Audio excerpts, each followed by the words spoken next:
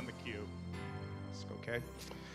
It's now my pleasure to introduce our program speaker. Now, both during and after his remarks, there may be a time for questions and comments from the audience, so this is an opportunity for this to become very personal and in many regards candid for you. So think of what you'd like to explore. Also, this program is being taped and will be broadcasted on many of the local cable channels, so you can suggest that others take a look. And then no later than 1:30, the Edina Rotary President, Jeff O., will, picked right up on that. There we go. We'll thank our speaker. Okay. So now for our speaker. John Rubischko currently lives right down the street here in Edina. He's originally from Hutchinson, has 2 children, a daughter that's 16 and a son that's 12. And John graduated from college at St. John's University in Collegeville, earning his BA in International Management, and then went on to the University of St. Thomas for his master's in International Management, where he's just 2 classes shy of his completion. John is a local businessman who's owned his own mortgage company. He's been in the truck leasing business and has worked as a national accounts manager for a local food distributor. Now let me just say in brief that John is here to share his journey. He's not formally a speaker. He's really here to just share, to open up, and how this relates in his story to ethics and the consequences of our decisions. Now, I can frame it this way from having gotten to know John the last few months. He's in the process of authoring a book, Life Without Bars, and you may discover a twist in just how and where he discovered and found true freedom in his life. John, we're glad that you're here with us today. Let's give a warm Rotarian welcome to John Rubischko.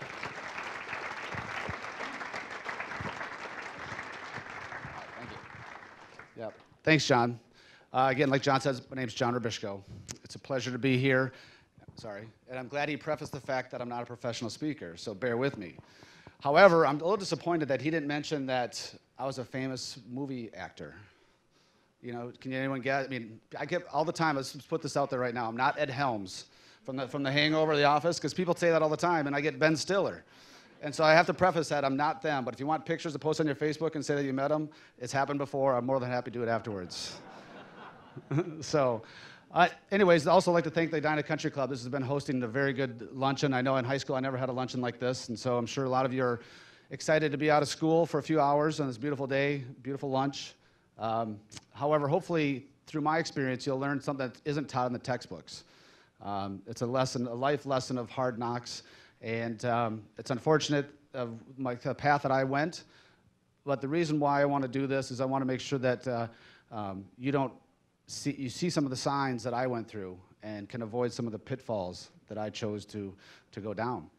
Let me see here, I forgot my clicker. Perfect. Okay, like John mentioned, originally from Hutchinson, so please let me bask in my glory days. See, you students, you'll realize, appreciate your time in high school, because once you get older like me, you'll want to relive those days, and you never want them to go. I want to go back now. So anyways, I grew up in Hutchinson. You can see I played 3 sports. I was very into athletics. Was a good kid, didn't get in a lot of trouble, struggled in school. Sports was my focus. And so I worked hard, was able to go to St. John's. Privileged to play for the legendary John Gallardi. Didn't start, but I played, had fun, had a lot of good connections, a lot of good experiences through St. John's, and felt very fortunate and very blessed, and things were progressing in a great manner. And like John mentioned, I was able to get my Bachelor of Arts in International Management. And with that, like Anna mentioned, she had a very good point. Traveling overseas. I was fortunate enough to go overseas and experience the cultures and borders of other countries and how important and impactful that is. I lived in London for a year, traveled all throughout Europe. It was a great experience. So that got me a flavor and a taste for wanting more of that. And so I wanted to pursue that. And so what I did is I found a program through Syracuse originally to live overseas in Singapore and actually work and get some work experience. So that's where I first got going into my master's, and to kind of shape where I was going, and to wanted to work overseas and live overseas and continue that. That was my goal, to get that education. So, and then I came back, and St. Thomas at the time had an excellent master's program, Master's in International Management, so I got into there, started going really long, pretty well there. Unfortunately, I haven't finished that yet. What happened? I got married, had some kids, life, and that's, I was struggling. I was doing it at night, going to school at night, working through it. going through some different jobs and trying to find out my career path and where I wanted to go and define myself. It was hard. A lot of my students in my same position were already at good level positions in companies, and I always felt like I wasn't where I should have been, I should be. I wasn't like them. And so I was striving for more. So I don't know if many of you saw this flyer today, Life Without Bars, but you know, some of my journeys in the life, I got back, worked for a truck leasing company, got involved with a food distributor. So a lot of you think that you know, Life Without Bars, I was able, actually a rep for movie theaters, handled all their candy, was working with Burger Kings, all their food that they went through, I handled their accounts. And so that, you know, that was a great job. I kept busy, traveled a lot. It was an experience I never thought I'd get into, that type of field. Whoa, who put that up there? Come on. So this is what happens, though, when I eat too many bars. I got a little sedentary. I was used to playing sports, and I didn't really have to worry about my weight, but I actually gained a little weight. So if a lot of you are thinking about, you know, the whole topic of Life Without Bars, you know, the candy bars that you saw in there, well, unfortunately, that is the bars I'm talking about. I served over 3.5, almost 4 years in a federal prison. Now, how did that happen? I mean, I did everything right, I thought, in sports, traveling overseas, getting my formal educations, doing everything right, got married, had kids. That wasn't supposed to happen. So that's where I learned a very hard life lesson. And you know, during lunch, we had some discussions on topics of the 3 questions. Did everyone have a chance to kind of discuss those at the tables? First of all, I'm going to ask for some volunteers to just kind of get some comments and feedback of what was some highlights on that table and discussions. Like in the first question, what would you do if you're already at your car and noticed that a checkout person forgot to charge you for the case of soda that was underneath on that cart? Who's had that happen to? I know myself many times. Any students want to share kind of some of the discussions on the table? Some thoughts? Yes. We discussed how, well, like, it kind of depends on the situation. So if you were already driving on the way home, then maybe you wouldn't have, you know, you wouldn't be able to go back and pay. But if you were still in the parking lot, then it would be easy to go back and pay. But we also talked about a pay it forward system, where next time you go back, you pay for the person behind you or something. So then you kind of pay back what you missed. Great, all great ideas. You know, that's the whole point of this is just to spur the whole topic of what would you do? Because there's always choices, and that's kind of the whole lead into the presentation is ethics and choices. We have choices every day, little, big, small, I mean, all the above of what we can do. Any other questions? Anything else someone's mentioned differently that wants to volunteer on that? Okay, then the second question, bless you. What would you do if you witnessed someone cheating on a test in high school, and why? Now, this is one, I know you're out of school and you have some peers with it, might be scared to say something, but this is something that happens. Anyone want to, yes?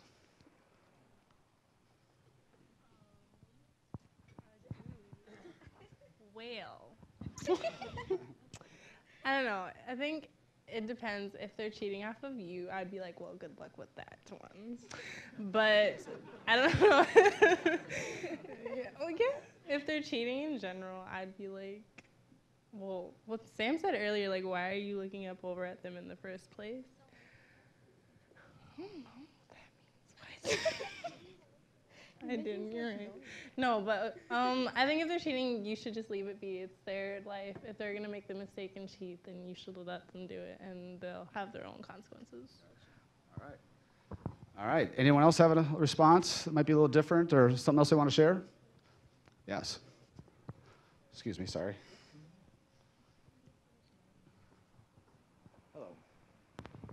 For me, I was actually in a situation where I saw someone cheating, and I felt that that was morally wrong, and so I did not go up to the teacher until after we finished taking the test to tell him, so that I could say that I saw someone cheating. And I believe that cheating it robs you of what knowledge you can do, and to rob someone else of that is just wrong.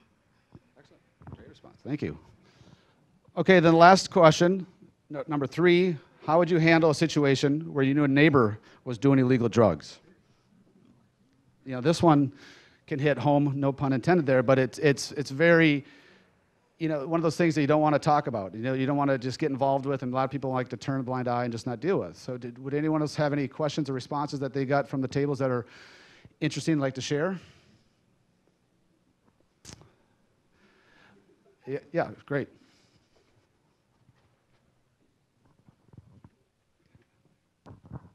Well, what we talked about a lot is how people doing illegal drugs within their houses, like neighbors that you hear about, it's really, really common nowadays, especially things like marijuana. Like you hear about that within people doing it within the school a lot, and it's just not surprising anymore. So I mean, when people are doing that within their houses, I mean, that's kind of something that most people, like probably myself included, I'd probably go like, wow, that's your own mistake. I'm not gonna do much about that. But I mean, like, if your neighbor has like a meth lab, that's like, yeah, I'm not just gonna let that slide. I'm gonna tell someone, like, tell the police. I mean, that's kind of one of those things where it's like, there's a line in which like you gotta do something. Excellent, thank you. All right, well, the great responses on those questions, and I can tell that the tables had some good conversation with that, so that's good. But from my experiences, what I've learned, and the reason why I asked some of those questions is that, a lot of times we like to be in control and trying to determine ourselves right and wrong, whether or not to do something, report, like you mentioned, with the severity of the drugs. But if you switch it around in the context, what if there was someone that was, instead of just doing drugs, they're trying to, peep in windows and do some rape or molestation or something like that? Does that change things? Does that hit a different accord that it's more severe that you would act on that because you think it's not as common? Well, who's to say that which act is right or wrong, or which one's more important to choose that has a bigger impact? Just because society is, how do I say, softened the effect of the drug use means that it's less responsive. So my whole point is that it's like all these small choices that we make erode our moral compass to some degree. And eventually it can creep up and have some very bad consequences. And speaking for myself, I'm a living example of that. I was sitting up good, and I just spent 4 years in federal prison. And, I had situations like that with the soda. I didn't do anything. I just like, oh, it's not my fault. The company's not going to suffer for it. The check, it wasn't my intent of doing it, but, it's not my problem. That in itself is a toxic mentality that eroded, and all of a sudden when I got to a point where I needed to do something, then that's what happened. So, just to start off why, just to let you know here, I'm not here because I'm getting paid big bucks.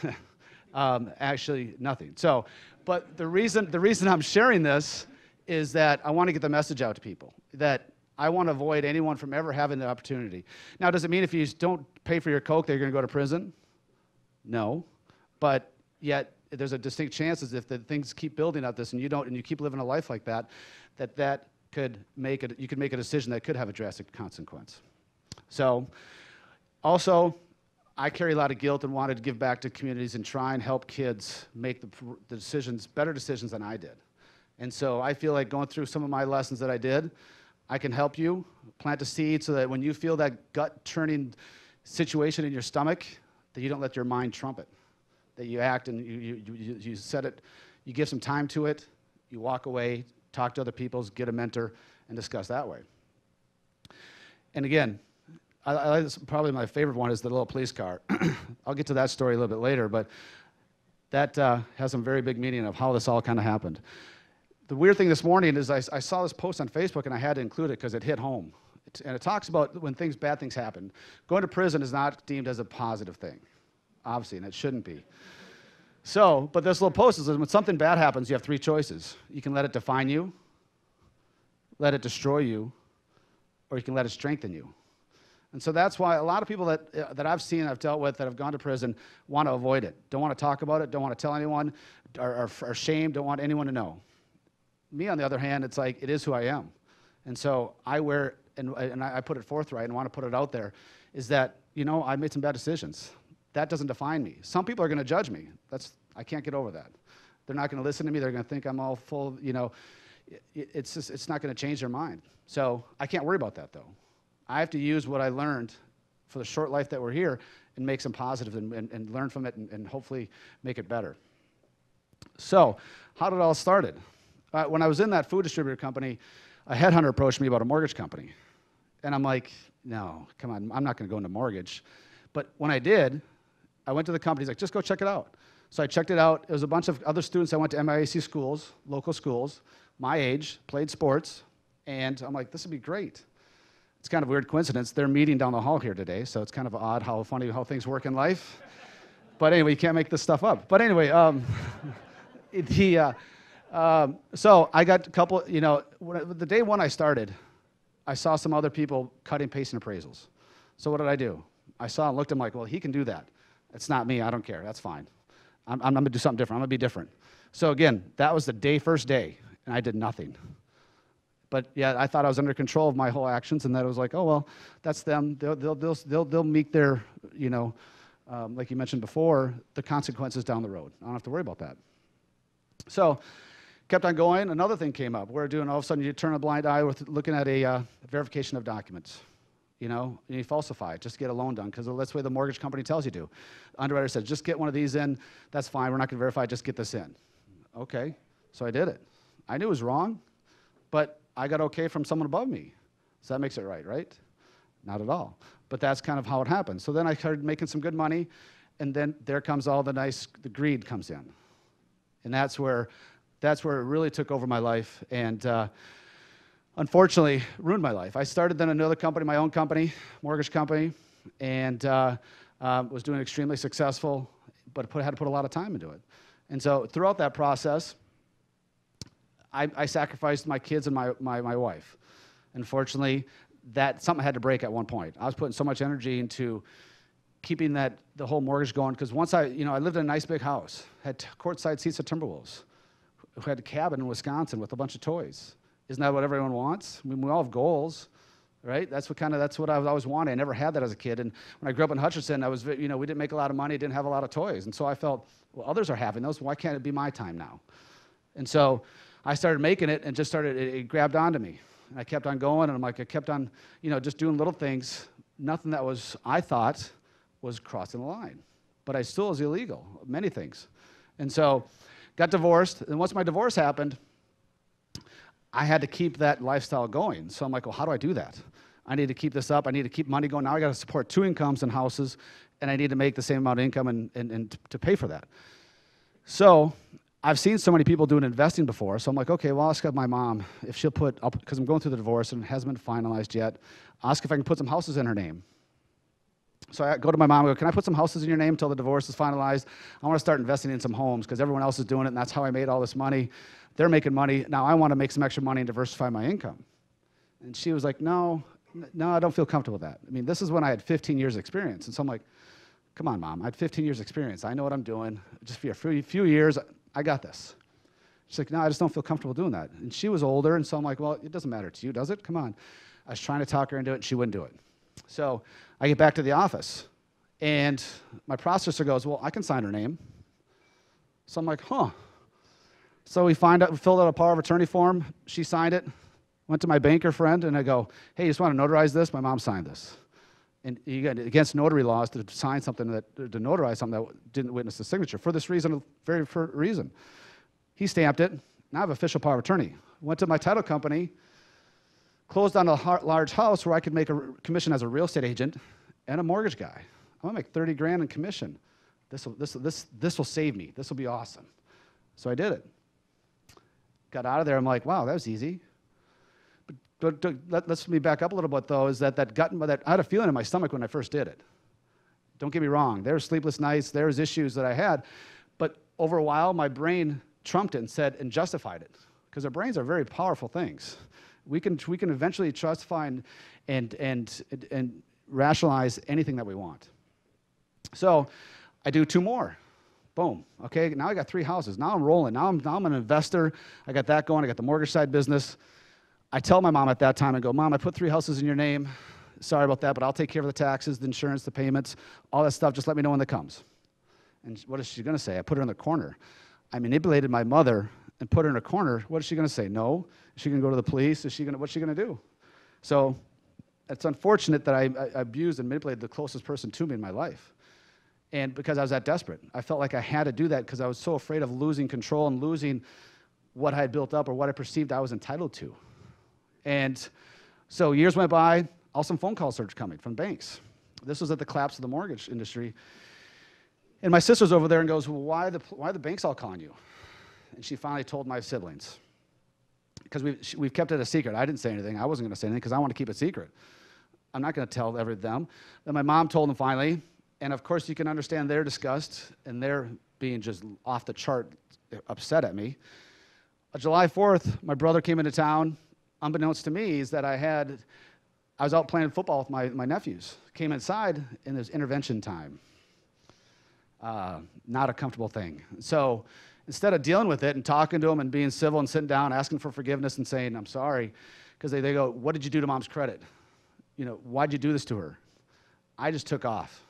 Took off to be with my friends and didn't want to deal with it. Was that a right decision? No, that was a defining moment. Coming later to learn is that in the need then of my siblings to figure out what's going on, they went to the attorney. And this attorney goes, well, your mom has to file a police report to get this off her credit. Because my mom just wanted it off her credit. She didn't know any better. And so she goes and files a police report.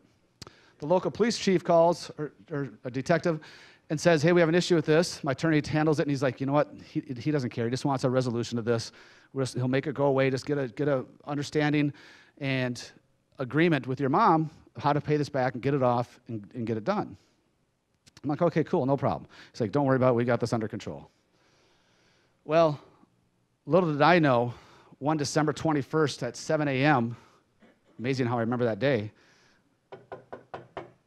I hear a knock at my door at 6 a.m. I'm like, who is at my door at 6 a.m.? I'm not answering that. Because, one of my thought was that it was a bunch of construction people wanting money from me, that I was working on some of the houses and I didn't have the money.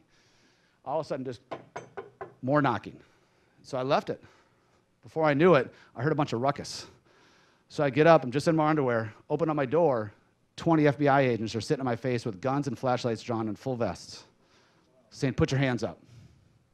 And I'm like going, what the heck is going on? So they put me in handcuffs, sit me down. This is how they execute a search warrant. And they take every search warrant serious, and so they do it in full protocol. So I'm sitting there, shock and awe, and then the investigators come and sit me downstairs, and they go, okay, we need to talk to you. Playing the good cop, bad cop thing, trying to talk to me, and I'm like, no, I'm talking to my attorney. And they're like, I wouldn't do that, because, we have all this information, all these papers on me. They had a stack, a huge book. It's amazing. And so I didn't talk to them. They let me call my attorney. My attorney's like, don't say a word. So they leave. He calls me back and says, okay, we have an opportunity here. If you can work with them and tell them, be honest with them what you're doing, there's an opportunity for you to maybe get off and work with them. He's like, the only way to win against the feds is to cooperate. So obviously that's taboo, is to be a rat and to cooperate and to do this type of thing with all the people. Society tells us that. But when you're facing, who knows how many years in prison, you're scared. And I was scared. And so I'm like, all right, I'll do whatever. So I went into this meeting the next day. They had it quickly, so I didn't have time to think or back out. And like he said, he's like, you got to be completely honest, because they're going to test you. They're going to know what is right and what's wrong. So I'm sitting there going, I still have my manipulative mindset. I'm like, well, they might not know about this. It's not proven. I got the originals. They can't prove that. And I'm like, that's what was going through my head, how to still beat it. Because that's what my brain was trained to do for so long, so many years, to avoid it and trying to control it and to try and to win this over. But I went in there, met with them. It was, and the process then was undercover for a year and a half with the FBI and in some intensive, crazy, amazing things. Again, I was hoping that I'm like, okay, I'm not going to prison now, right? Because I'm cooperating in detail that they've never seen before, as far as my attorney. And so, that's what my thought was. I'm going to get out of this. I'm not going to prison. So when I went in for my sentencing and originally got sentenced for 7 years, I couldn't talk to anyone. I know my family members tried to come in, I didn't talk to them the whole time, and they tried to console me, and it was like, I want nothing to do with anyone. And it was very scary, to say the least. So that kind of led up to where we're going here as far as in prison. That's when that happened. I got sentenced. There was a time before I had to do that, so I went to Phoenix.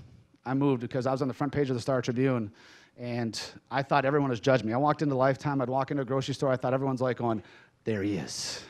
And I'm like, I thought the whole world was looking at me and pointing at me, even though people go through their own problems, have their own burdens to bear.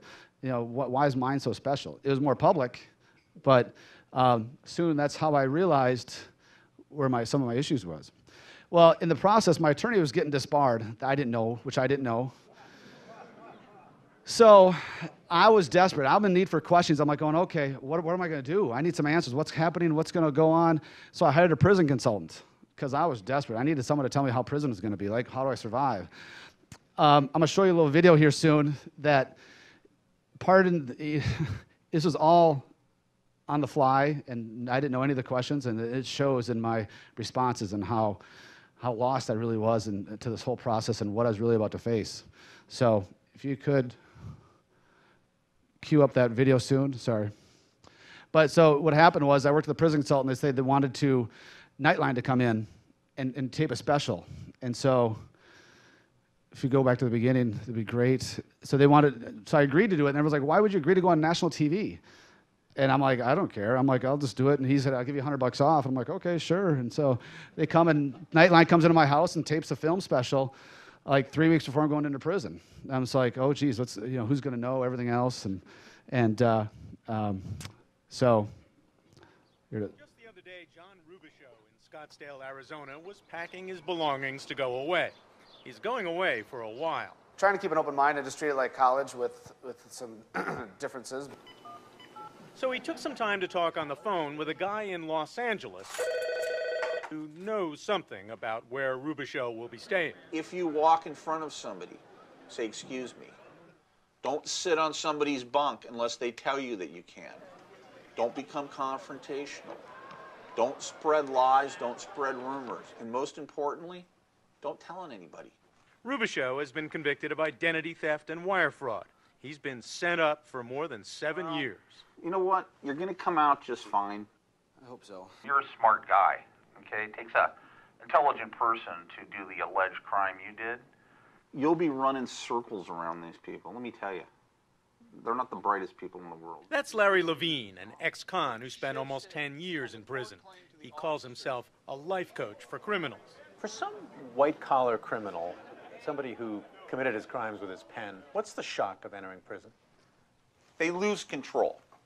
These white-collar criminals are used to being in control. They're used to making their own decisions. They're used to ordering people around. They get broken in a way? I feel sorry for them. I think that the psychological impact of losing their freedom, coupled with their lifestyle changing, makes them humble. Advice from Larry Levine comes from an insider. He did his time and still reports to a probation officer. He proudly posts his prison resume on his website. What'd you do time for? Narcotics trafficking, securities fraud, racketeering, obstruction of justice, and machine guns. You had a lot of skills there. I dabbled. Being on probation, Levine is not allowed to consort with fellow criminals. He does his work on the telephone. The way the Bureau of Prisons has set up the good time, It's 54 days a year, so you owe them 2,646 days. So you really only need to serve 2,305 days. That sounds like a lot of time. It is a lot of time. Yeah, that's for sure. Bring some money with you because you're going to need money for the commissary, for the inmate store, and like maybe bring like $300 with you. Okay. you're going to get 300 minutes a month to call. That's the max I can call, or is that something I automatically get that many? You will automatically get it, except December, November, December. For the holidays, they give you an extra 100 minutes. So you get 400 minutes.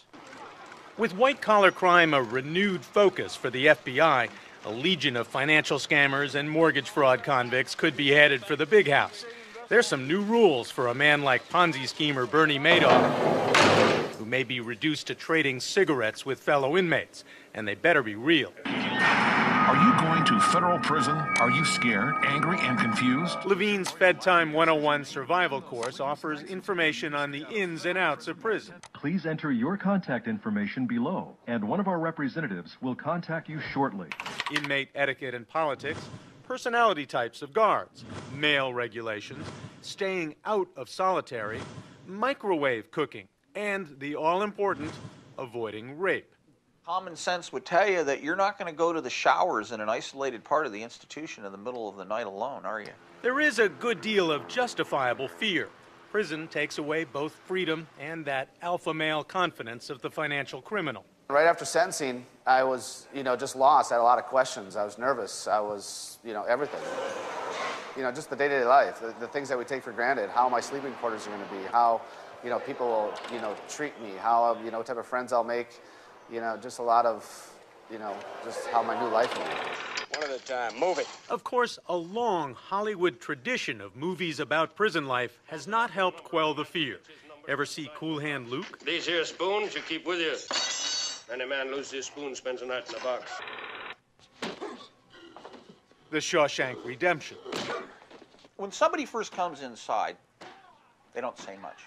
They're real cold, they're looking around. They don't know what to expect because they've watched The Shawshank Redemption. They've watched Oz. They have these notions in their head. They're going to get beat up every day that they're there. But most of prison life isn't like that. It can be pretty mundane. Some places have salad bar and soup bar, believe it or not. So do you have as much as you can eat, or how does that work there then? And surviving requires humility and common sense. You don't want to get a reputation on the inside as being a gossiper. You really don't. Okay? That can get you in a lot of trouble. You don't want to steal. You don't want to get that kind of jacket. You don't want to get a rat jacket. Larry Levine teaches the walk and the talk of prison.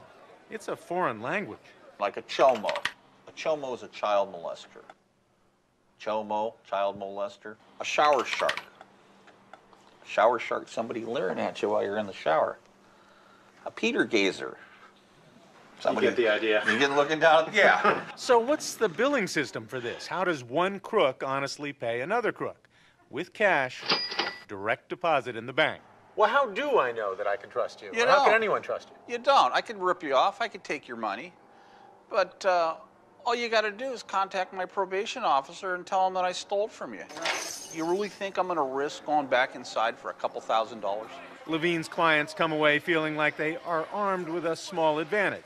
They have a better idea what to expect. Can't wait to get in and just get this going. Get it over with. And there's no conjugals in the feds.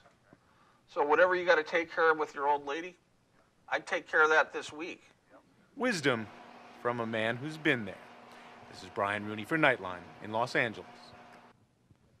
Yeah, so the ironic thing with that was that I didn't see that, and all of a sudden I'm sitting in prison my second week, and I see a little clip on the news about what a white collar needs to know before going to prison. I'm like, wow, I'm going to be able to see it now. And so I'm sitting in prison, and who watches Nightline? No one watches Nightline in prison. So I had to convince some guys to change the channel to watch it, hence my nickname Hollywood. So I mean, you know what? One good thing came out of it. Even though not Ben Stiller or Ed Helms, I did get that nickname in there, so there could be worse.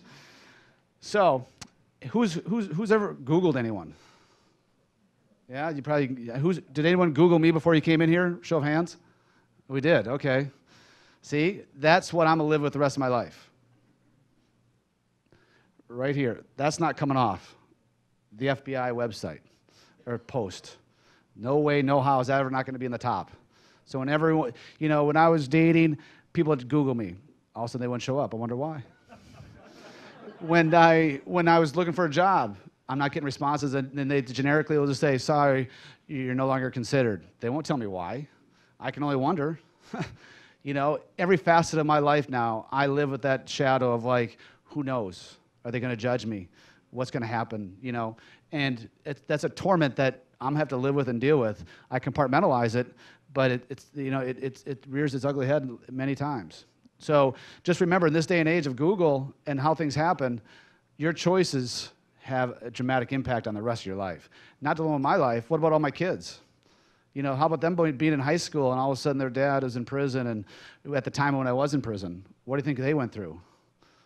They're innocent victims, but yet they have a father that went through all this. And now they're paying the price. My family's paying the price, the community. I mean, it just goes, when I went through this, I was thinking I can handle this, it's just me. It's not just me. I represent so much more, and there's so much that I didn't see how I impacted other people. So my community, Hutchinson's branded. St. John's is now tarnished. I mean, all this because of my namesake and what I did. In my mind, though, there's 100 people that did worse than I did. So why did I get caught? So that was my thinking. I'm like going, well, I know guys that are doing a heck of a lot worse than I was. I just did this one little thing when I needed to. That's my rationalization, my justification right there. But they, whether or not they got caught or not, it's not the point. It's the point is that the dominoes fell at the right time, at the right way, that I was the one that I got on the radar, and I got nabbed. And so I never foresaw this ever happening in my life, but it did. So here's kind of a breakdown of kind of where I spent my time. I was kind of shuffled around every year throughout the prison system. There's the first prison, a high security, low prison, and a very, very ugly place as far as violence, shanks, deaths. I mean, it's not a camp. Sometimes you get words about those camps, and the prison life there's nothing nice about it. Nothing. I mean, the being away from your family and friends and the whole. Someone asked me, he's like, what's the first thing you missed? And I'm like, I really wanted a pizza at Pizza, and I just wanted to work out in a clean environment so going to Lifetime. I know it's weird, but that you miss the most basic of things. Second prison, La Tuna, El Paso, Texas, right next to Juarez, about 100 feet. 120 degrees, no air conditioning, not a fun place. It was horrible. Then last, Lompoc. I'm sure you've heard Fast and Furious with Lompoc and everything. It's notorious. I was spent out in California. So then I had to ship me all the way back to the Minneapolis halfway house, started rebuilding my life from the ground up, doing jobs, just doing labor jobs, just doing anything I can. So a lot about the prison gore, a lot of misconceptions. I know I don't have a lot of time. I would like to open up for open questions here soon because I feel that people, you get the most out of asking questions. And again, any questions is on the table. Ask me anything. But again, like I said, strip searches, very humbling, nonstop. Shakedowns, stand-up counts, fights, the food. You don't want to go into about the food. Transfers, it's a very, very ugly environment. You never want to get yourself into a position, never put yourself in a position that this could ever come. So choose and think about every choice that you make. Again, peer pressure. I know you feel it in high school. I felt it. I wanted to be like the Joneses. I wanted to have this success. I wanted to be like this. We always strive and we have goals and we want to be better more and more. But there's more to it than that. So there's more to life. I know how to handle that pressure is the key. Choices and consequences. We all have choices. Like we said in the descriptions before, the small ones can add up to bigger ones. Doesn't, and so you don't always see it right away when you're making those small decisions. So if you live your life in accordance by just knowing that you can sleep well at night, making the right decisions, going back in, even if you've left the target, yeah, you can pay it forward, but you can go back there and say, you know what, I've done it before, and they're surprised because not many people do it. So you can go back there and say, hey, I didn't pay for this Coke. Here's $5. There's always opportunities. There's always choices. Whether you didn't make the right one right away, you can always go back and make a better decision. The one that you know is right, the one you feel good about, the one that will pay it forward to you in life. Again, like I mentioned before, I was trapped by greed and materialism. I couldn't let go of that.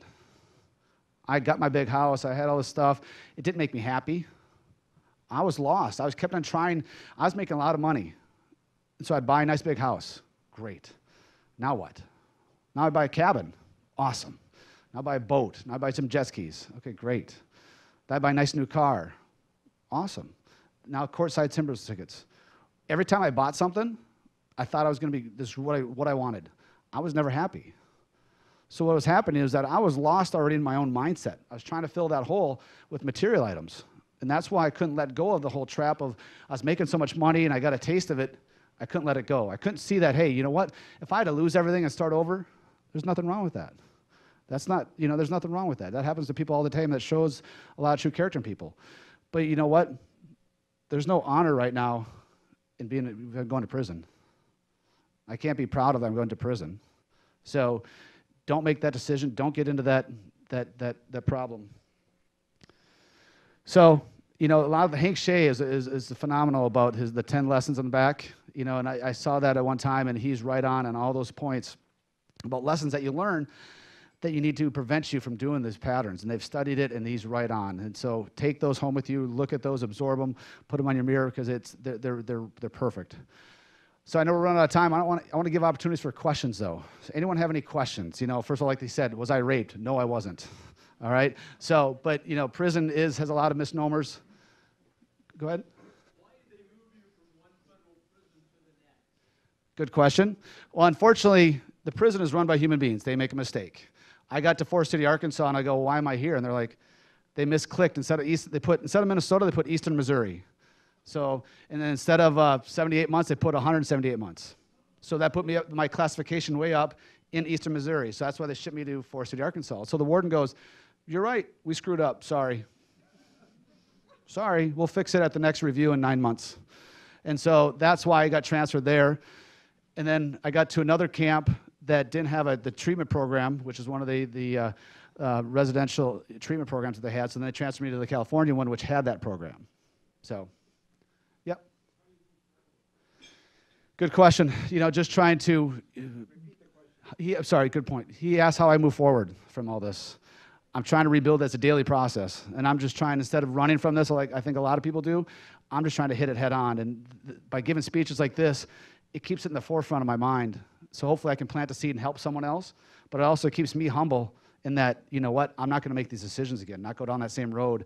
Because it'd be easy, and once you get out and you forget about things, it's easy to kind of go back to that pull. Because we all like nice things, but I got to make sure that I live simple and see that happiness. Because like I mentioned before, I was happier with a 3x3 metal locker than I was with $1 million home. Why is that? So we all put so much value in these nice homes and everything else. How can I be happy in prison in a 3x3 metal locker and not at my $1 million home? So that just shows how the happiness is within. And that's what I'm just trying to live every day.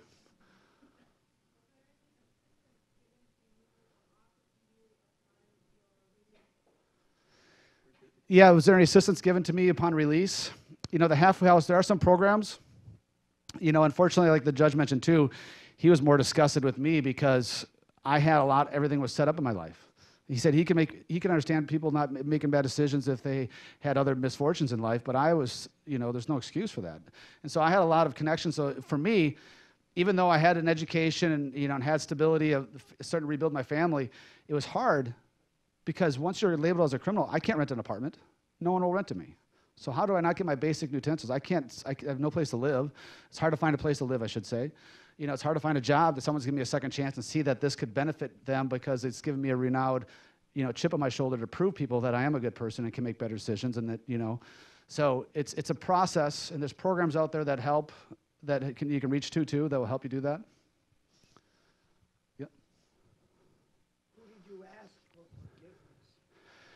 Well, first and foremost was my family, you know, and they weren't willing to really just give me, because they hear me talk, and talk is cheap. They want to see by my actions, and so that's a slow process. My mom's my mom. She has that tough love. She's forgiving. She's been a trooper and been very amazing the whole way through. She even got arrested to come and see when she came and saw me once because of the rental house I put in her name had a arrest warrant out for her because I didn't pay that rental application of $25. So go figure. She goes to visit me at Sherburne County, and she gets arrested because they didn't know the difference of me putting in her name. So it's a horror story that it's just amazing that it could have gone worse, but it didn't. But yes. Yep. Did anything happen to the processor the processor? No. Who counterfeited the signature? Nothing happened to her because I was a power of influence, and so I was deemed as a employer over here directing her to do that. But the banker, yes, for the notary. It's changed in that, how is my relationship with my children changed? It's changed in that I don't get to see them that often, and it's unfortunate. I was gone for so long that they're in a routine that they're not used to being with me.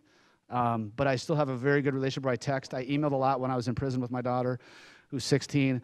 So now I'm starting to do more, but it's more of a daily basis thing. It's not like a lot of overnights yet, so I'm trying to build that up right now and spend more time with them and be an influence. Even though I cause harm, try and teach them from all this that, hey, I can, you know, be a positive and they can learn from this as well. Yes, I'm still under supervision for another two years. So anytime I want to leave the state line, I got to notify my parole officer. Yep.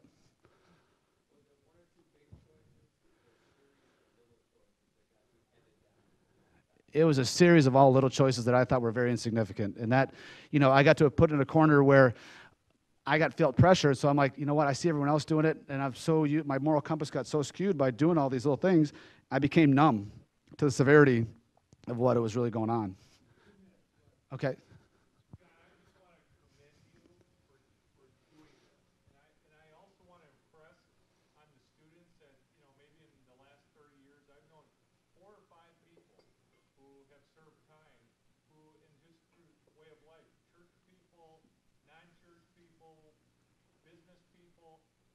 serve time because of that, making those choices. And I just think, I just can't tell you how grateful I am because you have to live with the humility of having made those choices day to day. My question is, you have a felony, so how does that impact on a day-to-day basis? You mentioned about interviews, but there's probably other consequences too. And and how do you say to someone, well, wait a second, that was this guy. I'm a different guy now. How do you do that? Yeah, good question. Thank you.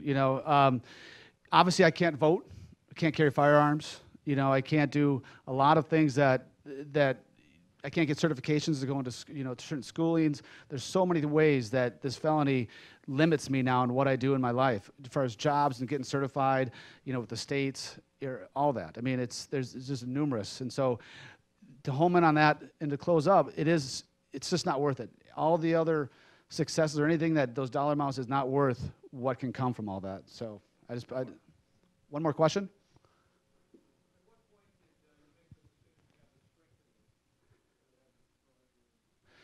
There's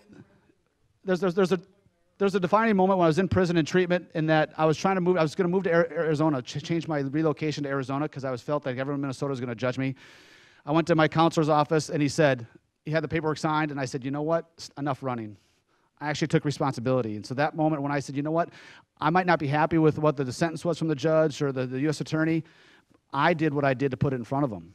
So by me taking responsibility is when I stopped fighting it, because when you're in prison, I had all the prison attorneys and lawyers, and I was fighting and appealing everything. I wasn't going anywhere. So once I took responsibility, that's when a kind of change came over, an epiphany came over, and it's like, you know what? It's all my responsibility. I got to live with the consequence now and just make better choices. So once I owned it, then that's when I kind of started seeing the bright light, the better light.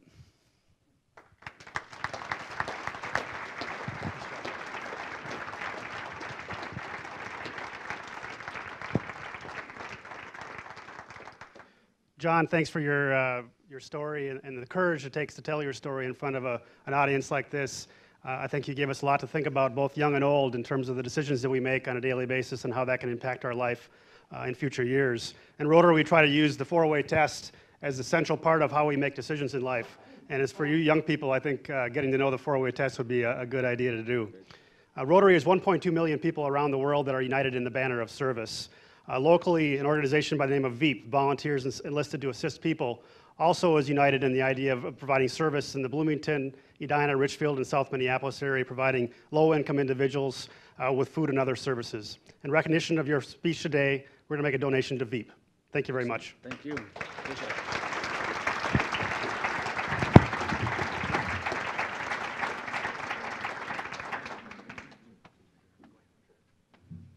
Thank you, everybody, for coming today.